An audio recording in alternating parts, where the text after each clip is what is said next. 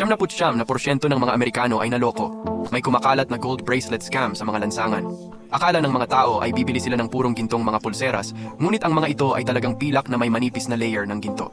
Ang halaga ay mas mababa sa isang ikasampu ng tunay na ginto. Ang sikreto ay nagmula sa isang bato sa Bangladesh na tinatawag na Akai Stone. Ang kulay nito ay halos kamukha ng ginto. Kahit na ang mga eksperto ay nagkaroon ng problema sa pagsasabi ng pagkakaiba. Hindi ito apektado ng mga magnet, hindi ito lumulutang, at hindi ito nagbabago ng kulay sa ilalim ng apoy. Kapag pinutol, nanatili itong ginto sa loob, niloloko ang lahat ng uri ng pagsubok. Dahil dito, bumaha ang peking ginto sa mga black market sa US at Southeast Asia.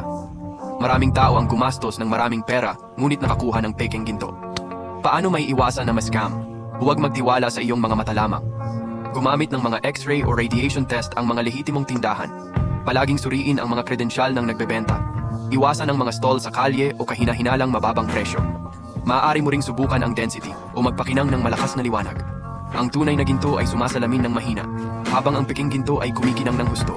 Ngayon, ang pag-aaral na makita ang peking ginto ay ang tunay na ginintuang tuntunin upang maprotektahan ang iyong pitaka. Natutunan mo na ba kung paano sabihin ang tunay na ginto sa peke?